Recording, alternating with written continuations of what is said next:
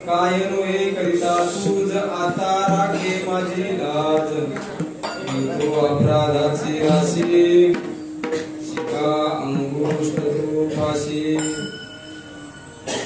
त्राहे त्राहे त्राहे त्राहे त्राहे त्राहे मद कृपा दृष्टी पाये मी तो अपराधाची राशी शिका अंगुष्ठ तो फाशी तुका म्हणे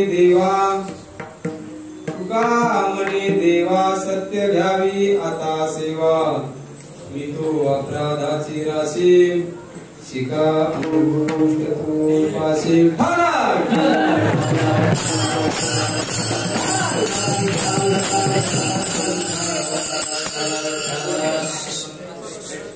ओम ओम तप्त विश्वम वाचमिमा पुस्तकाम संजीवयत्ति किल शक्ति धनधामना अन्यांश हस्तचरा सर्वगादीन प्राणान् नमो भगवते पुरुषाय तुभ्यं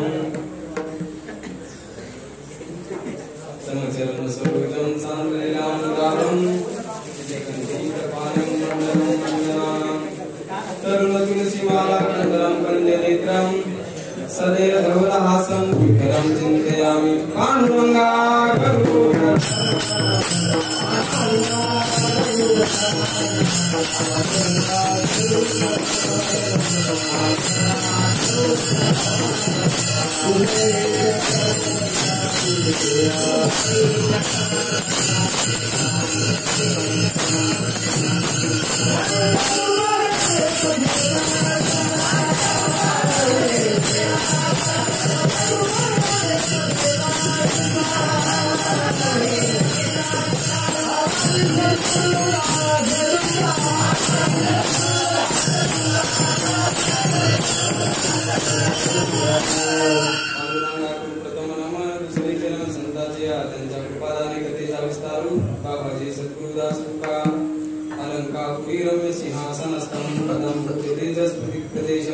विदिन्द्रादिदेवी सदा स्मृयमानं समाधिस्थमूर्तिं भजे ज्ञानदेवो ओम नमो ज्ञानेश्वरा करुणाकरादया पंचानुग्रहदातो पावन झालो चराचरी नमो सद्गुरु कृपया ज्ञानदीपा नमो सद्गुरु सच्चिदानंद रूपा नमो सद्गुरु भक्त कल्याणमूर्ती नमो सद्गुरु भास्करा मस्तक माझा पाया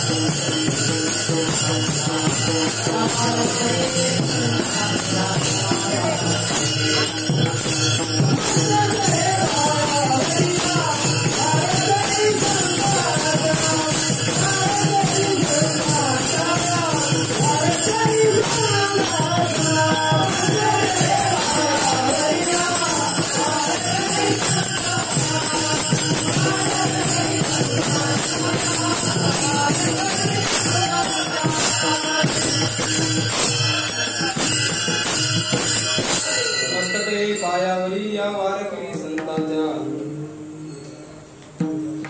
काय नोहे करिता तुझ आता राखे माझी लाज मी तो अपराधाची राशी शिका अंगुष्ठ तो फाशी प्रस्तुत प्राप्त प्रसंगी प्राप्त रूपी स्वीकारता घेतलेला अभंग ज्ञानाचा सागर भक्तीचा आगर वैराग्याच्या शिखरस्थानी विराजमान असणारे ज्यांच्या अभंगवाणीला किंबहुना ज्यांच्या विचारसरणीला चंद्राची शीतलता सूर्याची प्रखरता वेदाची पवित्रता आईची वात्सल्यता वेदाची पवित्रता श्री देव मान्य संत संत मान्य संत संत सम्राट जगद्गुरु श्री संत तुकोबाराय यांचा चार चरणाचा उत्कृष्ट अभंग असून या अभंगामध्ये जगद्गुरु श्री संत तुकोबाराय देवाकडे मागणी करतायत आपली लाज राखण्याविषयीची मागणी करतायत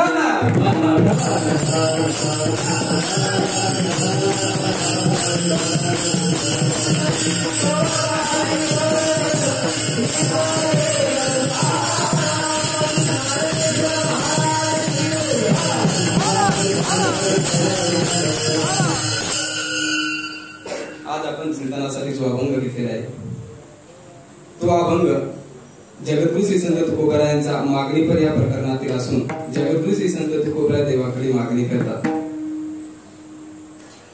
मागणीची सुरुवात अभंगाच्या प्रथम चरणाच्या उत्तरार्धापासून केलेली असली तरी सुद्धा मागणीचं वातावरण निर्मिती ही अभंगाच्या प्रथम चरणाच्या पूर्वार्धामध्ये केलेली आहे. बघा, विशिष्ट गोष्टीची मागणी करतात आणि आपली मागणी पूर्ण करावी म्हणून देवाची स्तुती करतात.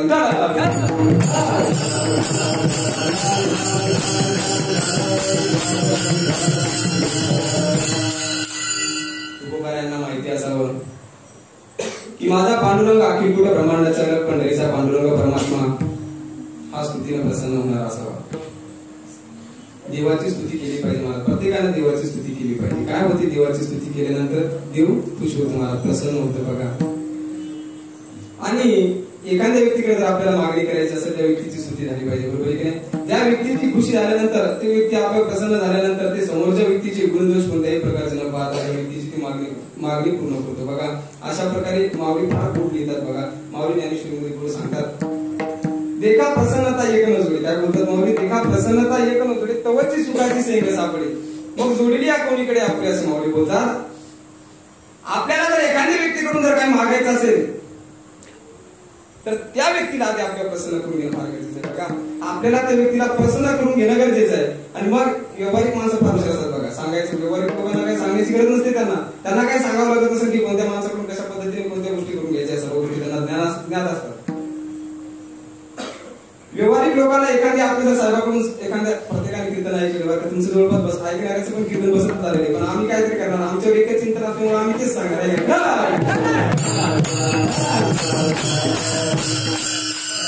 व्यावहारिक माणसाला या गोष्टी सांगण्याची आवश्यकता नसते. बरोबर आहे की नाही? व्यावहारिक माणसं बरोबर ज्या ठिकाणी जे बोलायचं त्या ठिकाणी बरोबर बोलून त्या माणसाला आकर्षित करून घेतात, आपलं काम पूर्ण करून घेतात. जर एखाद्या साहेबाकडे गेले, साहेबाला सांगितलं, साहेब बघा माझे ते पीक विम्याची पाहिजे, आता सध्या पावसाळ्याचं वातावरण चालू, बरोबर आहे. आता नुकसान भरपाई होते, कधी पाऊस कमी जास्त पडतो आहे नाही, पाऊस कमी जास्त पडतो त्याने नुकसान तर होणार प्रत्येक शेतकऱ्याचं. शेतकरी काय करत असतो? बघा, जातो बघा साहेबाकडे, साहेबाला सांगतो, साहेब अशा प्रकारे माझं नुकसान झालंय, तुम्ही काय करा, माझी फाईल पूर्ण करून द्या. म्हणजे हे बघा, आता तुम्हाला साहेबाला काहीतरी अपेक्षा असते का नाही?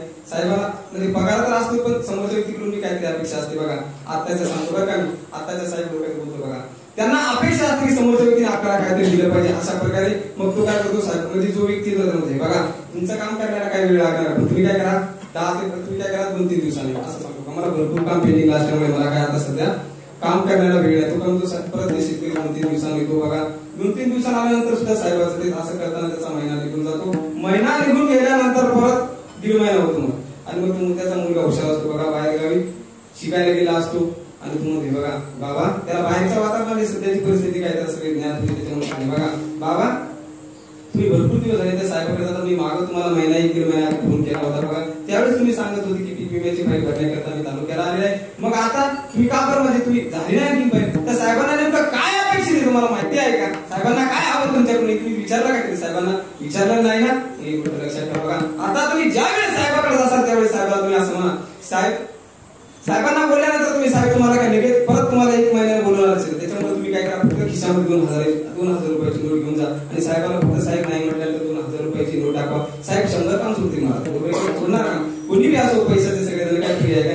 100 काम सोडून साहेब तुमची सही करण्याकरता येतील. त्याला काय फार म्हणजे 40-50 किलोमीटर लांब अंतर त्याला यायचं नव्हतं सही करण्यासाठी, तरी पण सुद्धा तो काय म्हणत होता 2 दिवसाने त्याला काहीतरी म्हणजे त्याच्या आवडीची गोष्ट त्याला समोर केली. 2,000 रुपयाची नोट केली साहेबांनी, 100 काम सोडून साहेबांना आधी सही केली. बघा, आणि साहेब असं विचार नाही कशाची फायदे काय, फक्त त्या आवडीचा विषय त्याचा भेटला ना, विषय संपला. बघा, मग तसं मग देवाला तुकोबरांना सुद्धा आपली मागणी काय करायची? तुमच्या लक्षात येतं मला काय सांगायचं? तुम्ही जागे आहेत सगळे? तुकोबरांना काय अपेक्षित आहे? तुकोबरांना काहीतरी मागणी करायची, तुकोबरांना आपली मागणी पूर्ण करून घ्यायची. मग तुकोबरांना माहिती आहे की देवाला काय आवडतं, म्हणून तुकोबरा देवाकडे अभंगाच्या प्रथम नावाची मागणी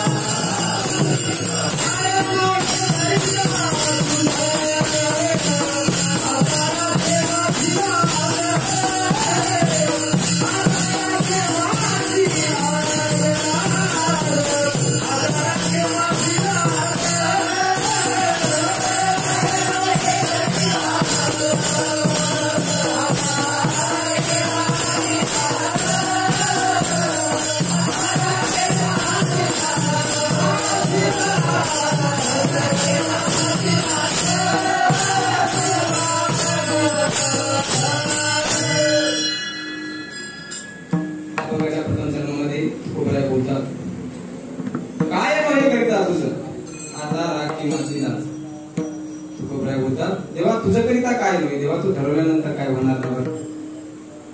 देवाने नुसतं मनामध्ये जर संकल्प केला तर मला तो सृष्टी निर्माण करणार आहे. एक प्रमाणे बघा, तुझ्याकरिता होय ऐसे काही नाही. तुकोबराय देवा तू एखादी गोष्ट करायची म्हटल्यानंतर ती होणार नाही अशी गोष्ट नाही. बघा जगामध्ये तुला गोष्ट करायची ना, ती जी गोष्ट तू ठरवली ना मनामध्ये ती करायची, ती गोष्ट अशी अशक्य आहे असं नाही. कारण की तू कोण आहेस, तू समर्थ आहेस. आणि समर्थ कोणाला म्हणतात? तुका म्हणे आले समर्थ, म्हणे आले समर्थाचे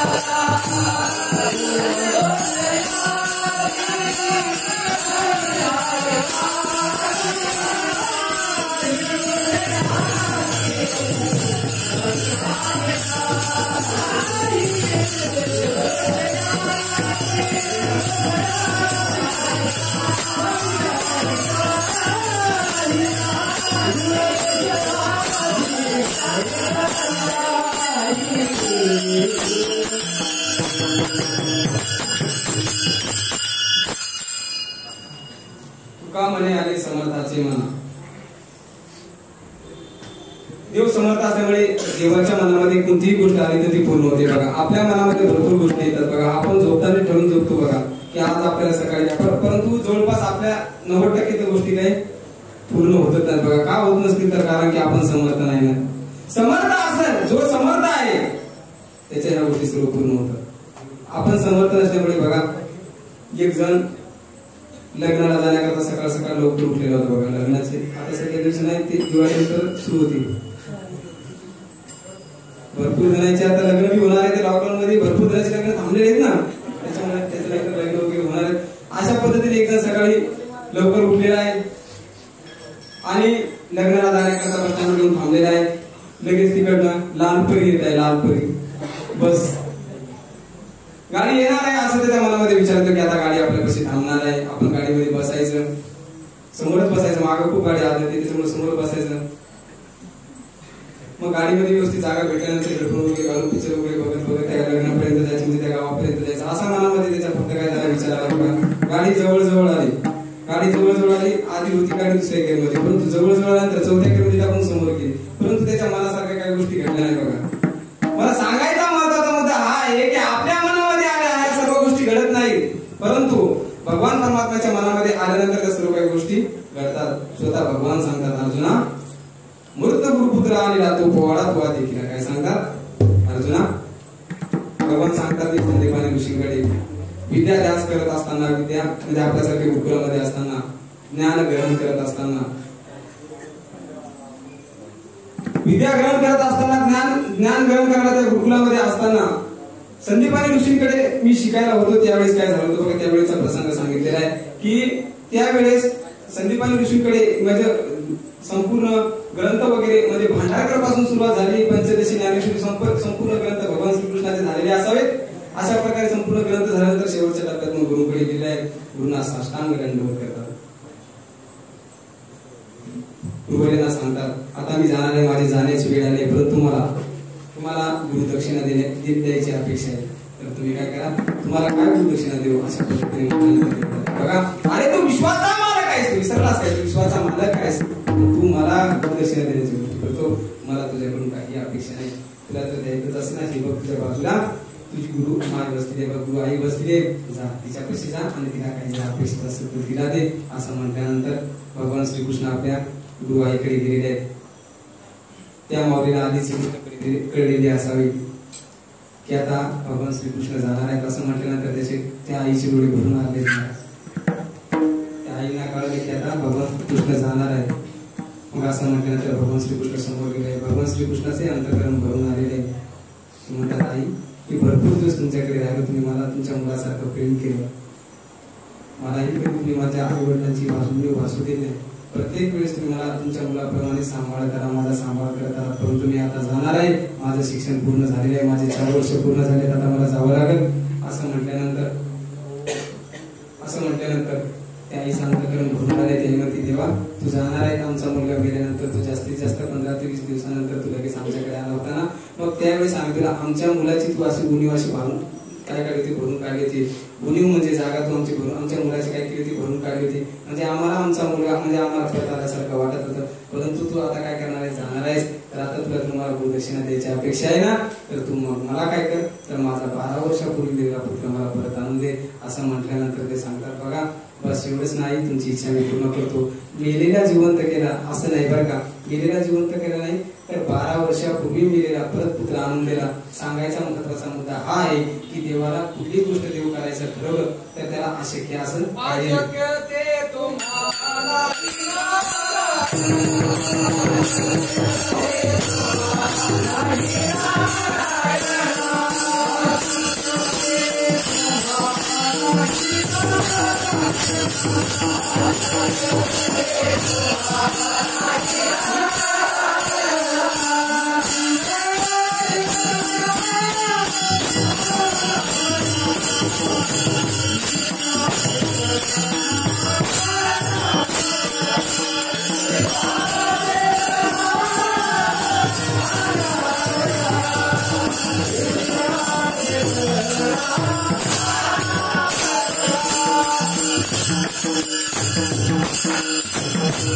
अशक्य ते तुम्हाला नाही नारायण.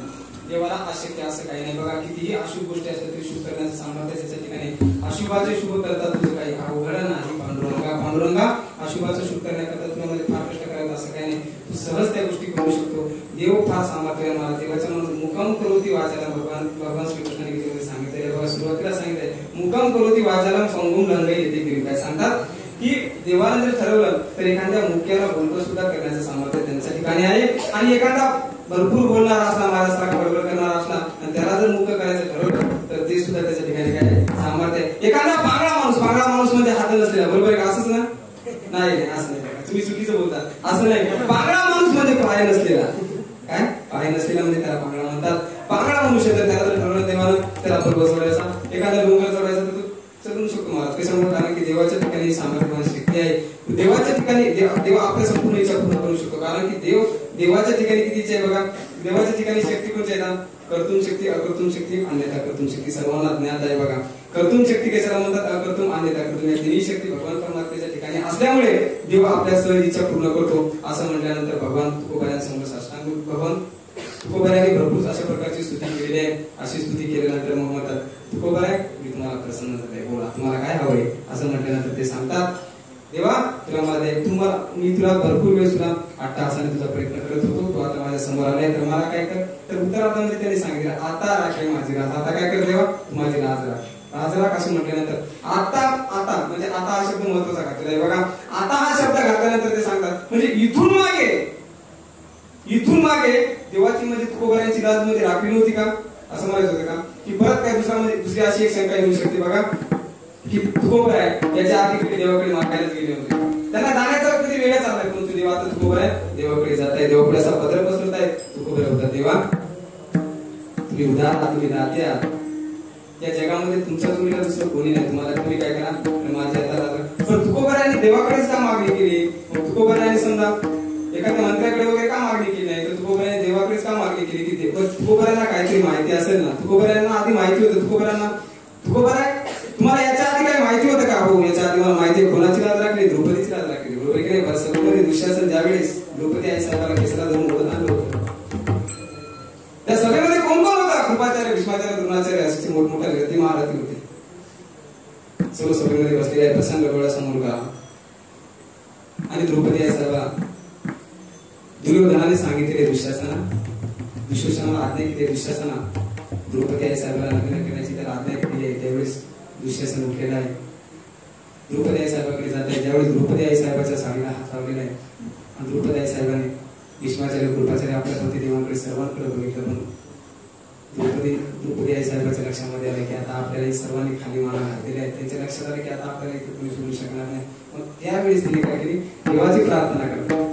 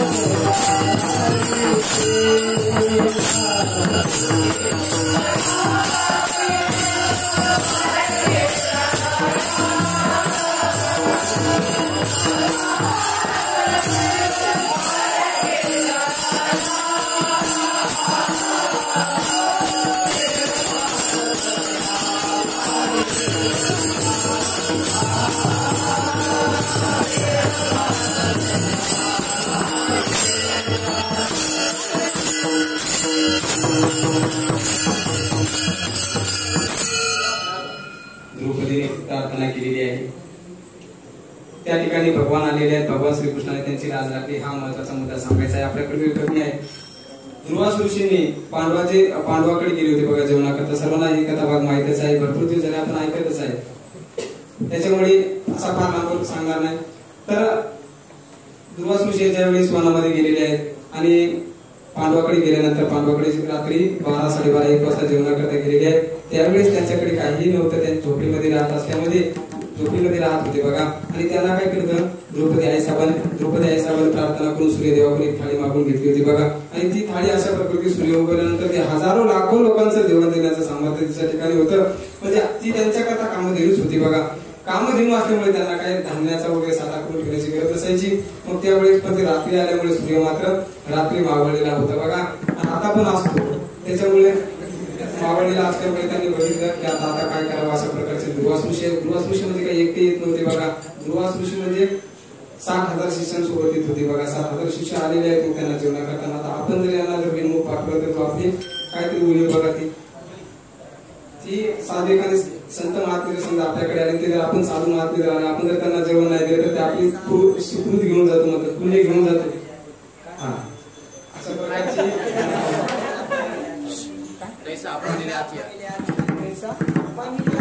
जैसा आपण या अतिथी असं अपमानित करून जर त्याला आपण पाठवून दिलं त्याला काय करतो, आपली मागच्या जन्माची सुगुणी काय सुखीत आपण कमवलेले ते सर्व काय करून जातो, घेऊन जातो बघा असं सांगितलेलं आहे. मग यांना कसं काय बिनमुख पाठवायचं असं म्हटल्यानंतर ते म्हणतात आता काय करावं. धर्मराजा घाबरलेले आहे. धर्मराजा ज्यावेळेस द्रौपदीकडे गेले आता काय करावं त्यांना सांगितलं. हे बघा ते जेवणाकरता आले ना त्यांना सांगा हात धुवा, आंघोळ वगैरे करून घ्या, स्नान संध्या तुमची जी काय असेल ती करून घ्या आणि बसा असं म्हटल्यानंतर ते गेलेले आहेत, स्नानाला गेले आहेत. आणि असे करून ते देवाची प्रार्थना केली द्रौपदी साहेबांनी. आणि त्यावेळेस त्या ठिकाणी भगवान परमात्मा आले की म्हटलं हे बघा आधी मला काहीतरी निमित्त घेऊन भगवान परमात्मा जेवणच करत होते पण द्रौपदीने आवाज दिल्यानंतर लगेच जेवणाच्या ताटावरून तू निघून आले. हे बघ मला आधी भूक लागली, तू मला आधी खायला दे, मग मी तुला काय करतो. मग त्यांना सर्वांना जीव येतो. मग त्यावेळेस त्या थाळीला एक शीत होता बघा. ते शीत दिलेलं आहे. त्यांनी तृप्त झालेले आहे. भगवान परमात्मा जेवलं तर मग त्यांच्या सर्वांची म्हणजे त्या ठिकाणी पांडवांची लाज लागलेली होती बघा. आणि परत कोणाची लाज लागली होती, गोडलीची लाज राखलेली आहे. अशा प्रकारे भरपूर शुकाचार्यांची लाज राखलेली आहे. अशी भरपूर जणांची लाज राखलेली आहे. असे म्हटल्यानंतर मग तुकोबाऱ्या म्हणतात देवा पण तुकोबाऱ्यांनी लाज आता म्हणजे लाज कशाची वाटावी आहे का नाही, कोणत्या गोष्टीची लाज वाटावी आणि लाज कोणाला वाटावी हे महत्वाचे प्रश्न आहेत बघा. लाज कोणत्या गोष्टीची वाटावी की माऊली बोलतात बघा लाज पाय निर्मळा निसुगा गोड. लाज पाय निर्मळा, निर्मळ मनाचे असतात त्यांना लाज वाटत असते बघा. आणि निसुगा गोड म्हणजे जे कोडगी आहे त्यांना पण मात्र लाग वगैरे वाटत नाही असं सांगायचं बघा. आणि असं म्हटल्यानंतर माऊलीने अतिशय मध्ये परत विश्लेषण करतात बघा की ऐसी ऐसी अवकाळा की शरीराचा कांटाळा ते लाज पै निर्मळा सुगा गोड तैसे अवतहाटपणे जे शेव होऊन जे उपजो मरणे नावा नाव. कोणत्या गोष्टीची लाज वाटावी की जन्माला येणं कोणाला लाज वाटते बघा, निर्मळ मनाचे जे माणसं आहेत त्या माणसांना लाज वाटते बघा. आणि जन्माला आल्यानंतर प्रत्येक जीवाला मारावं लागतं. भगवान बोलतात जातच हे ध्रुवमूर्ती ध्रुवम देवम भूषित सांगतात. जन्माला आलेल्या प्रत्येक जीवाला एक दिवस मरायचंच आहे त्यामध्ये. परंतु जे निर्मळ मनाचे असतात परंतु त्यांना जन्माला आल्यानंतर मरण्याच्या आधी ते काय करत असतात, देवाकडे खटपट करत असतात की सारखे आपल्याला परत एक गरिबीचं जे दुःख आहे जे जन्म मरणाचा संसार आहे आपल्याला नकोय अशा प्रकारचं वाटत असल्यामुळे ते काय करतात सारखे देवाकडे मागणी करत असतात बघा. की या जन्म मरणाच्या संसारातून तरुण जाण्याकरता भरपूर तास प्रयत्न करतात.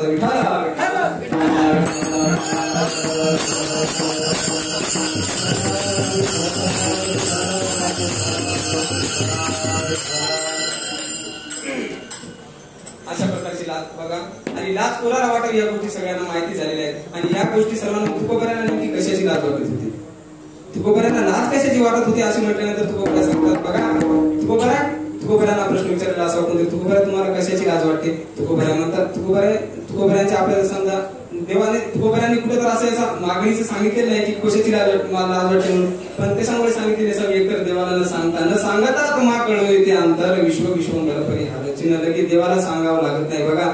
न सांगता ज्याला कळते त्याला देव म्हणतात, सांगून ज्याला कळते त्याला माणूस म्हणतात बघा. मग देवाला न सांगता कळते म्हणून त्यांनी सांगितलेलं नसावं असा एक असं बघा असा महत्वाचा प्रश्न असेल. मग तुकोबऱ्या नेमकं काय तुम्हाला म्हणायचं काय. मग तुकोबऱ्या समजा आपल्याला तुकोबऱ्याने जी मागणी केली पण मागणी आपल्याला करून घ्यायची असल्यामुळे तुकोबऱ्याचे आपल्याला भोपाळीतले अभंग बघावं लागतात.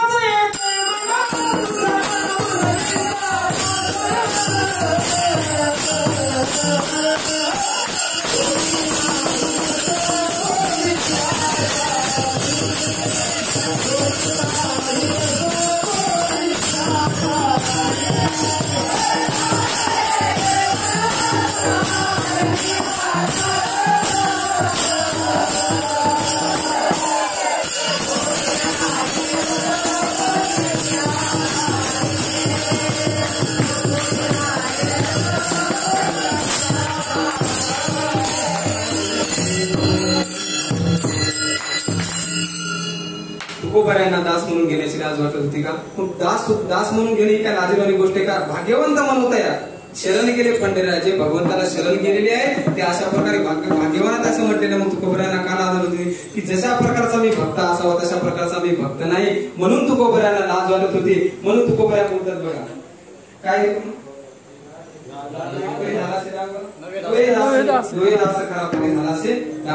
जशा प्रकारचा दास असायला हवा तशा प्रकारचा मी दास नाही त्यामुळे तुकोबऱ्यांना लाज वाटत होती बघा. आणि अशा प्रकारची तुकोबऱ्यांना लाज वाटत असल्यामुळे तुकोबऱ्या काय करतात देवा जशा प्रकारचा जो भक्त आहे जशा प्रकारची खरे भक्ताची जशा प्रकारची खऱ्या भक्ताची स्थिती आहे तशा प्रकारचा भक्त मला बनव असे म्हटलेले आहे. मग तुकोबऱ्यांना मग प्रश्न केलाय देवा मग तुम्ही कसे आहे त्या अभंगाचे दुसऱ्याचे नसा. मी तो अपराधाचे राशी